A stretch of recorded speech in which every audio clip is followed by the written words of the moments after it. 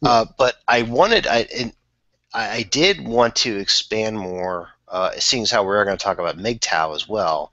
Also, this obvious rift that's been going on between men's rights activists and what many people um, tag as tradcons or political conservatives who honestly feel that the only way that men's rights issues are meaningful is through the lens of the politically conservative right wing.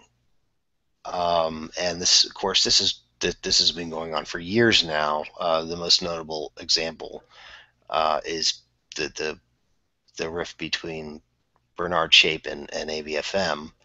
Uh, Bernard Chapin, of course, was for a very long time very closely aligned with what was going on at ABFM.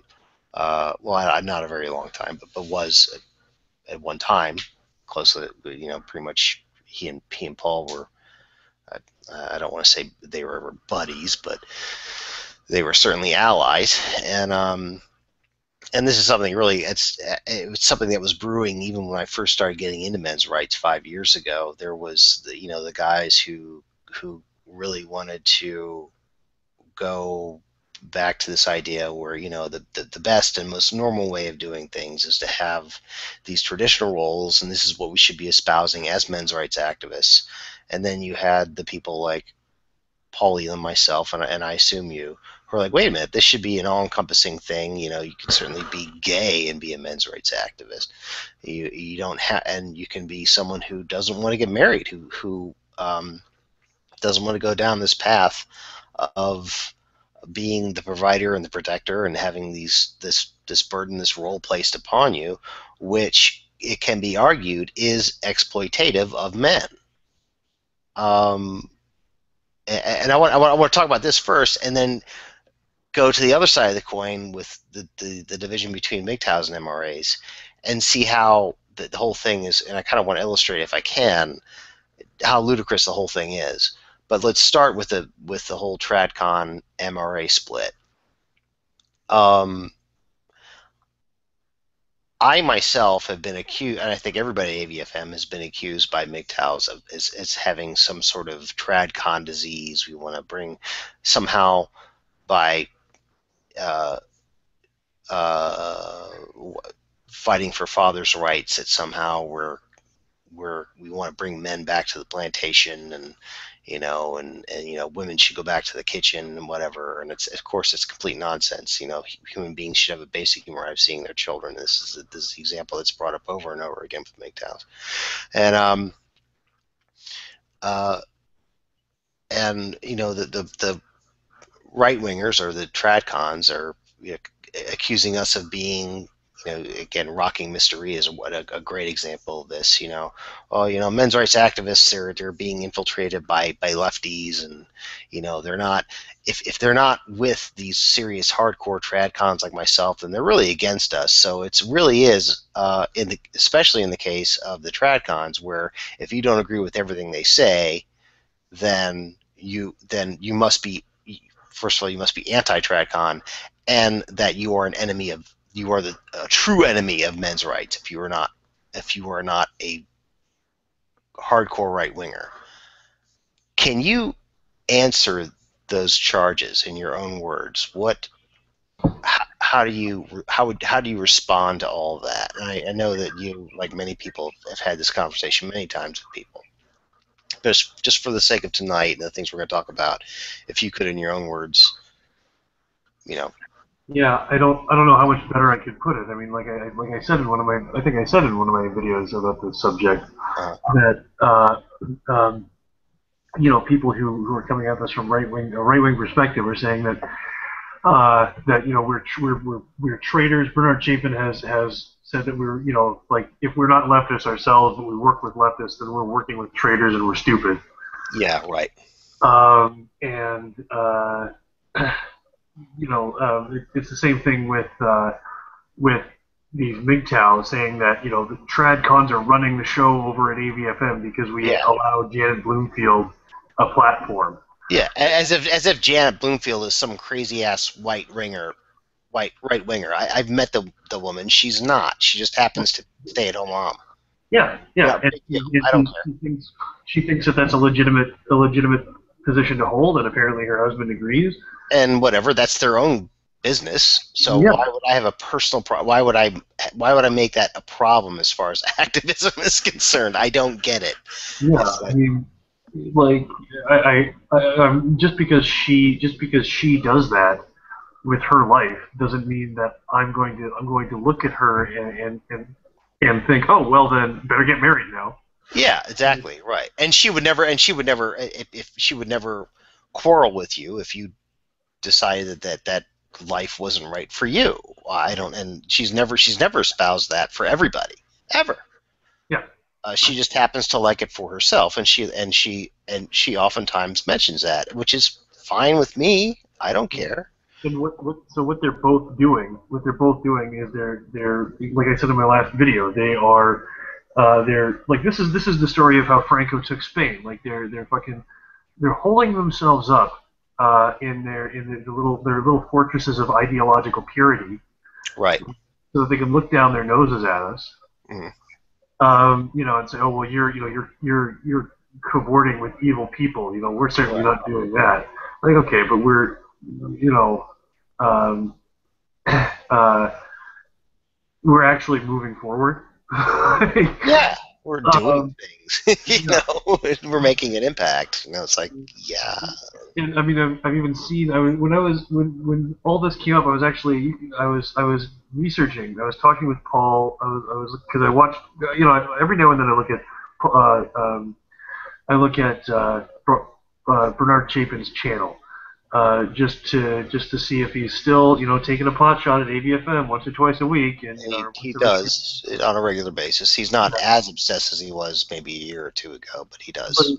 but it's still a pretty regular thing. And The themes. ABFM hasn't talked about him since that challenge that Paul put to him for a debate. Um, and I was watching in one of his videos. He was saying, I don't understand why Paul's so successful over there. Like, Bing hit the nail on the head. You do not fucking understand why AVFM is so successful. You just don't get it. Mm-hmm. You're looking at this. You've been beating this drum that we can't succeed. Way, we're succeeding. You're not, and you don't understand. You don't get it. Well, I mean, it's interesting that both, and I think this is very interesting. And to be sure, I do have a marked amount of respect for Bernard Chapin. I would, if I found myself in Chicago one day, I would certainly maybe try to get in touch with him, maybe have a beer with him. I certainly have a lot of respect for Barbarossa and Stardust and a lot of the MGTOWs that criticize ABFM. I don't believe in spewing poison about them, but this conflict is very interesting, and it's important to talk about it, and it's interesting to observe that both the MGTOWs and these and tradcons as they're labeled, or these right wing conservatives, they're doing the same thing in regards to men's rights activists.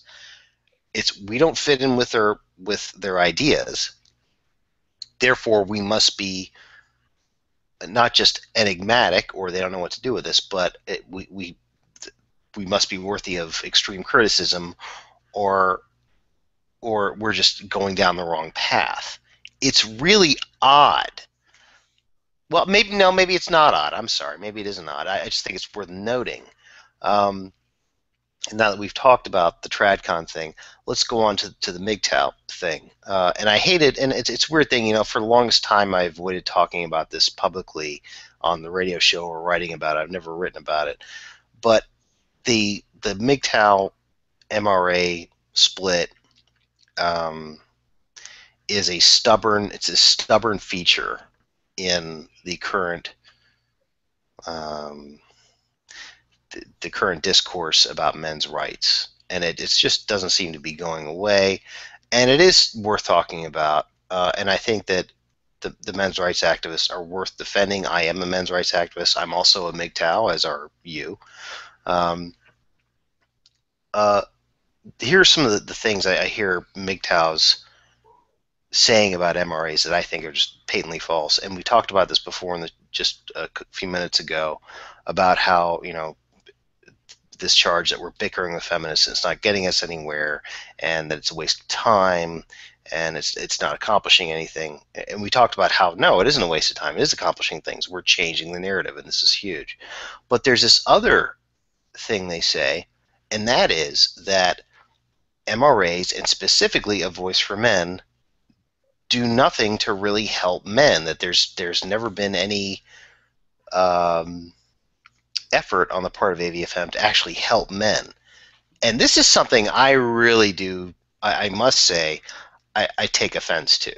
Yeah. Yeah. AVFM has been engaged in many activities that have directly benefited individual men and have, I believe, directly or indirectly benefited all men. We have the Judicial Activism Committee, which was not so much active now, but in the past, we helped out a lot of guys, and we called out corrupt officials in the family court system, and we got people thinking. We really, I mean, this isn't well publicized, but we really shook up a lot of people in our family court system. For the first time, I think, people in the family courts were saying, hey, we don't have full reign anymore. There's these crazy people at A Voice for Men who are going to take names and run people down.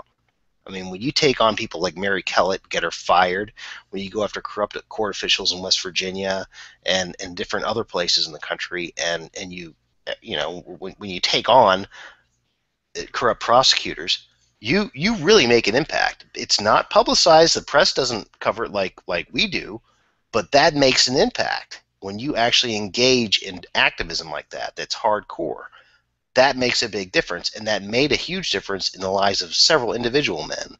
And I think with every man who's been engaged in the family court system, and I remember Greg Patton, whose wife sued him for $1 million in back child support for children that are now almost 30 years old. When I started publicizing the story, the whole issue disappeared with him. He went down to court in Virginia Beach, and it was a no-show. They canceled the court hearing.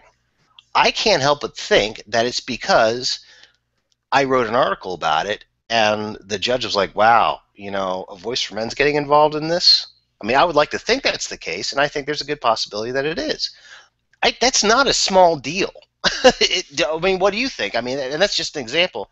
And you cited the work of Dr. Tara Palmatier and Tom Golden.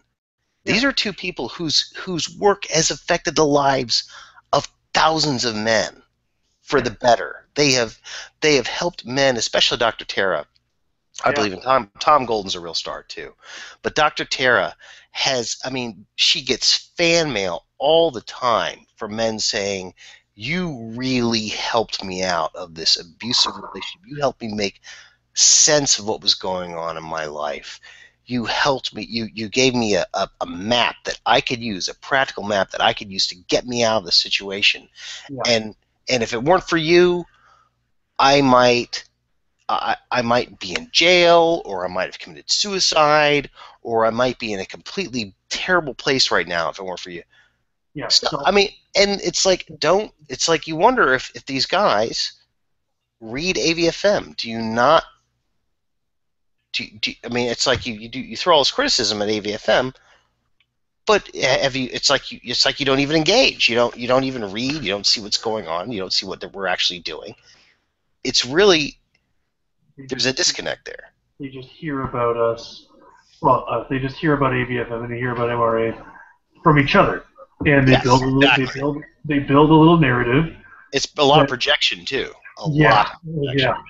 Yeah, like what you ask them, and what are AVFM isn't really helping men. MGTOW is helping men by telling them, things that'll get them by telling them what to do, basically. Yeah, and then I believe in the ideas that MGTOW espouses. I believe I'm a MGTOW, but I'm also an MRA, and to be sure, they say yes, you can be an MRA and a MGTOW, but it's like I don't. what's this idea that by engaging in men's rights activism, you're not really helping men, and that it's pointless and it's futile? It's not. It's important. You got to do it. Yeah, yeah. And you know, I don't like to speculate other people's motives a whole lot, but when like when you're showing them, like, you know, the first time in the conversation when I said, okay, like, you know, the first in the video, I am anti-feminist. That's it. I said I gave personal testimony that Dr. Tara Pamaltier had helped me. Right. Right. And so then, you know, when he glosses over that in his response. So when I call him on that, then you know, then he got kind of snarky. I don't know if you can see it, but like you know, that would be a fair point if it were if it were brought up by someone other than you. You know, and then he goes on to say, you know, I just, you know, I basically confirm what he said. You know, he doesn't know about their contribution, so he felt that being that he was ignorant of it, he should stay silent. He should not comment, but he does comment. Every time he says it's a constant stream of commentary about this thing. Every time he says AVFM doesn't help men, he actively ignores the people who work with AVFM and help men. I am a man. They have helped. Yeah. I mean, and certainly you're one of many examples. Yeah. And this, I mean, and also the idea of actually trying to engage in the public discourse and actually engaging in activism is something that is crucial. Strictly being a MGTOW is not going to save you from a false accusation of rape or child abuse or domestic violence. It's not going to stop the war on boys in education. Yeah. It's not going to stop misandry in the media. And unfortunately, and all those things are really important, and it takes active measures to stop all that. And while MGTOW as a passive movement, it's a passive philosophy of just withdraw, I think is very important. I think the marriage strike, of course, is hugely important. You can't, I mean, you can't just discount this idea that people have to engage in activism. You do. Yeah, that's my opinion. Just saying that it's just, you know, why do they keep on pushing this idea that it's pointless and it's not really doing anything?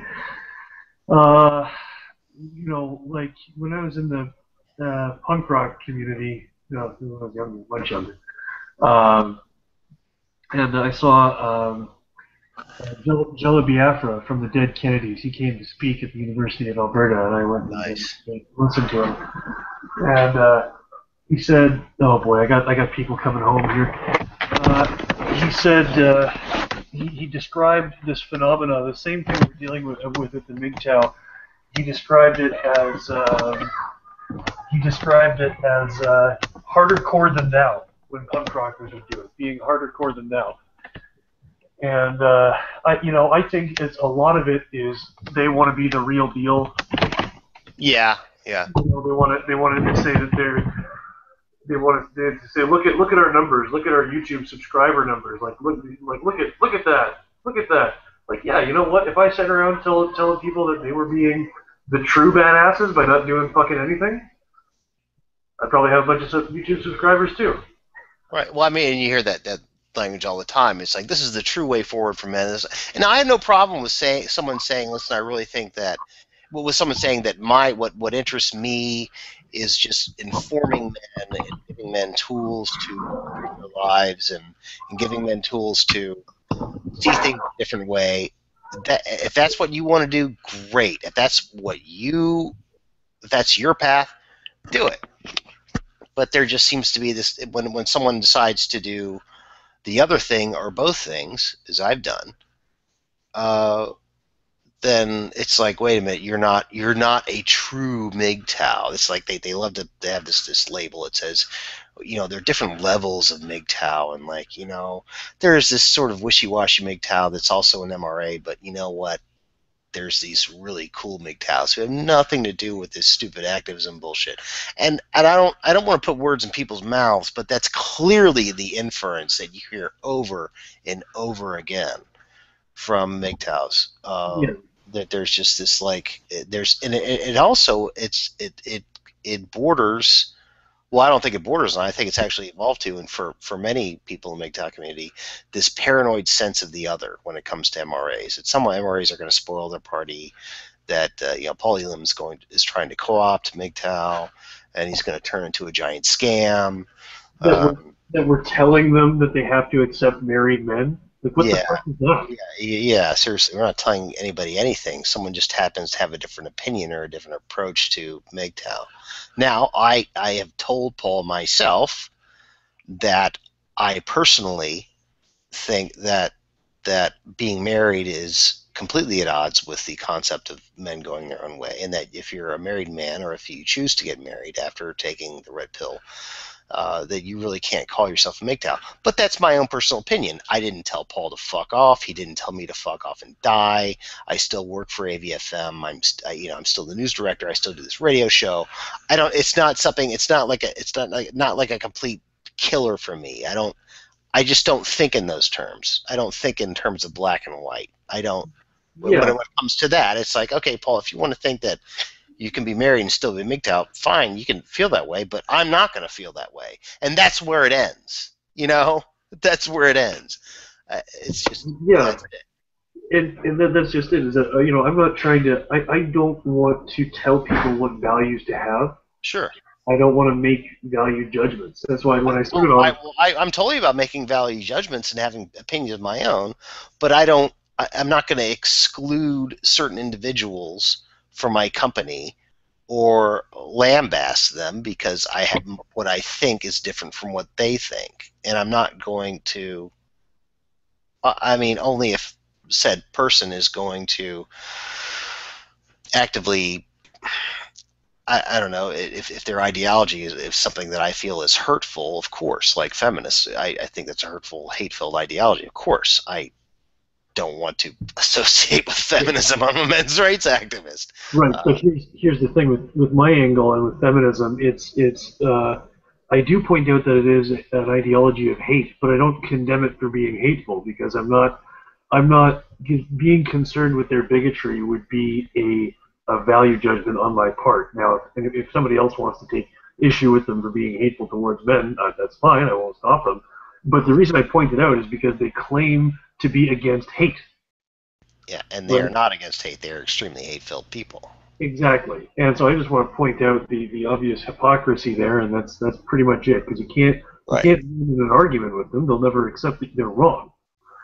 But if you do establish that, first of all, feminism, the hateful lie that women currently get or have historically gotten the short end of the stick, that's a lie. It's not true, and I just want to my mission goes as far as establishing that as true, because I don't want to prescribe values.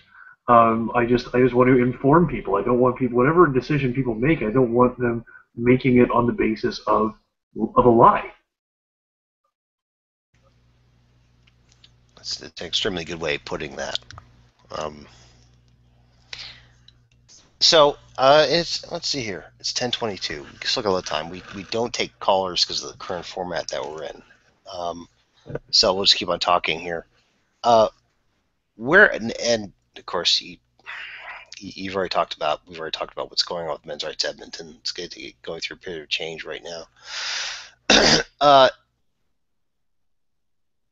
Kind of like to cap off what we've been talking about with this whole thing between MGTOW and MRAs. I would like, me personally speaking, I'd like to see an end to it personally. But I think that there's going to have to be some kind of, the equilibrium is going to kind of end up somewhere after, I think, a lot more argument. Because there's really, it's going to be a lot easier to have a split between tradcons and MRAs. And actually, before we go do a recap, let's talk about tradcons again. And this idea, this charge that the MGTOWs make about how we actively court tradcons like Jan Bloomfield and other people when there's no evidence that we actively do so. Now, to be sure, we did invite Susan Venker to the conference in June, and she had her own little speech, but she was there for celebrity powers only. She just happens to be someone who writes about men's issues. She is a tradcon. No big deal there. I met her. She's a nice lady. But at the same time, I had her on. Sorry, I didn't have her on, but I co-hosted a show with Aaron Pizzi one time where we talked about tradcon values and how they are used to be exploitive towards men. And I've done that with a couple other tradcons. I think, James, if you remember that woman's name that wrote that column about how she admired men for being providers and protectors, but I can't remember. I can't remember her name. Yeah, right. But it was like, I mean, you know, we had Hannah Wallen on that show too, and it wasn't. I don't ever ambush people on my show. I'm never rude to people on the show, but I take these people to task, and so does Paul, and so does James, and so does everybody at AVFM basically. Dean, Hannah Wallen, like I just mentioned, and Girl Writes What. She's not really part of AVFM anymore, but this idea that we actively court tradcon, especially tradcon women, and you know they're kind of co-opting the movement and taking it over. It's just not true, and it's another frustrating feature I see with MGTOWs, and I wonder if you could speak on that. And I suspect that you are probably going to say that it's another way that they validate this idea that their way is the right way. By projecting something that isn't true upon AVFM and men's rights activists in general. Well, you know, in terms of actively courting tradcon, I don't know. I mean, AVFM certainly appreciates. Like AVFM has made efforts to work with Janice Fiamengo, and I don't know if she's a tradcon, but she's definitely a right wing. Yeah. Intellectual. She writes for PJ Media. You know, she's pro-Israel, all that stuff. But I don't know if she would prescribe. Sorry, you guys aren't getting much background. A little bit, but it's not that big of a deal. It's okay. Very good. So I mean, yeah, I mean, to a certain extent, they are courting women who are anti-feminist. Well, we don't reject people because they happen to have traditional values or whatever. It's not like it. Yeah. And we want AVFM to be an inclusive thing where it's okay. Like, you know, if you're like Janet Bloomfield, you're staying with old mom, and you want to write articles, come and join us. You know, as long as you don't trash MGTOW. As long as you like men, and there certainly are some core issues that we value, but even if you disagree on some of those, you're not going to be excluded, you know. And I think that's perfectly fine with me. But I'll argue with them. I'll get you on the show and we can talk about them, you know. Yeah, exactly, and which is something that MGTOWs have refused, and I've repeatedly asked people in the MGTOW community to come on our show, come talk to us, let's have an interview. And in the past, they've done so. But in the past year and a half, all of my requests have gone unheeded. It's as if I'm going to give them the TradCon cooties or something like that, which I think is silly. Yeah, and it's, well, like, I remember in that video that I was talking about oh boy. It's okay, Nick. Don't worry about the background noise. It's all right. Okay. The Bernard Chapin video I was talking about, where he says that where he's talking about AVF. I mean, he talks about AVFM in a lot of them. But in the video where he said he doesn't understand why AVFM does as well as it is, he also says he doesn't understand why Patrice keeps writing with AVFM, because they're just going to call her a tradcon. And so, you know, you've got so you've also got you've got tradcons you've got people not tradcons. You've got people like Bernard Chapin who are saying that AVF who are they're frustrated that AVFM isn't an echo chamber, right? Like he's Right. acknowledging Yes, that sure. Patrice Stanton is or Patrice whoever is going to come on and write write things from a traditionalist perspective, and there's going to be some people in the comment section who call her a tradcon. Right. That so he's demonstrating that a voice from men is not an echo chamber, and B, that's the problem he has with it. So we'll allow tradcons to come on to the chagrin of other traditionalists or other conservatives, uh, and I mean, and we have MGTOW, and they're not real MGTOW or whatever, according to guys like Peter Wright are apparently not real MGTOW, according to Barbarossa, or at least they're not as good, which is Right. pretty subjective.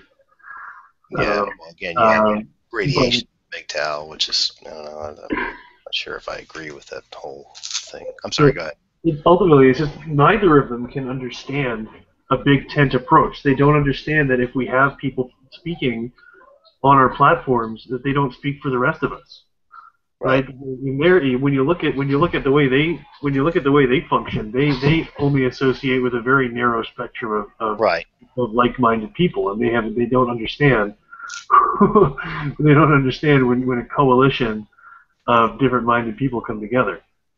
They see it all. They see it, working with the bad guys, working with the traitors, something like that. And it's just a very paranoid personality type, I think. Yes. Paranoia is this is again I said before paranoid sense of the other, which isn't just counterproductive. I think it limits these people. I think it just kind of Sammy Aluba, Doom Rules.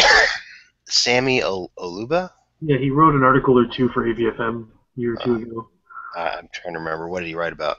I can't remember, but he's based in Toronto. I met him when I went out to that the uh, when when Karen gave her talk at Ryerson. Oh, Uh, okay. Samuel Luba out there, and he's got a YouTube channel called Doom Rules. Mm. And shortly after Barbarossa and Stardust got doxxed, he came out with a YouTube video saying, "I wouldn't be surprised if AVFM was behind the doxing." Oh, And after the people that I've talked with in this conflict on the other side, a good thing to come out of all this is they're not exactly absconding with the fucking brain trust of the men's rights movement. mm. Like really, you can take them and go. Like these people are not. Well, I really truly respect the intellect of both Barbarossa and Stardust, but you're absolutely right. They are not the brain trust of the men's rights movement. They're not. There's so many great thinkers and writers and I'm people who not, do. I'm not, I'm not criticizing the intelligence of Barbarossa and Stardust, but a lot of their fan base are not. They're It's shocking to talk to some of them, frankly. James, what do you think about all this? You've been kind of quiet. I thought maybe you might want to say something about all this. No, I've really got nothing to add, guys. I'm absorbing a lot of this perspective here. By all means, continue. Okay. Let's try to go on to certainly I kind of go on to other things because there are other things to talk about as far as men's rights evidence is concerned, as far as men's rights are concerned. You mentioned Janice Fiamingo, and you actually have had the opportunity to talk with her and meet with her. I think you interviewed her one time. Is that correct? I think I remember seeing an interview. No, we sat down. She and I and some guys from Men's Rights Edmonton sat down in a hotel in Edmonton because she came by to talk about. She came by as part of some right wing think tank sort of symposium. Okay. And so she spoke, and Karen spoke at this thing, and another woman, another conservative woman who she runs some kind of free speech activism group. We sat down and talked with them, and it was great. We had a great time. Oh, Actually. sweet. That's cool. And then I went and so and then just at the tail end of that we got a bit of footage of me and her just talking and her giving an endorsement of men's rights Edmonton because she wrote an article in Front Page Mag, I believe it was. It was very supportive of the Don't Be That Girl poster campaign. Oh, nice. Yeah, and I don't think I read that, but I'd like to see it at some point. Yeah, and then I met up with her again in Ottawa in September, and met up with her and Kelsey of the Honey Badgers, Kelsey J. Oh, nice. Yeah, yeah, and the guy Dead Rocks. He's an MRA out in Ottawa. But just had a meeting with him, and that was great. And I speak with Janice over email correspondence. So yeah, that's the extent of. That's cool. Are there any? How much contact do you have with Cafe? Have you ever spoken with Justin Trottier or? Yeah, I have. I've spoken with Justin Trottier about a few things. I spoke with him again after Karen's talk at Ryerson. I sat down with him in a bar to talk to him about some ideas, and I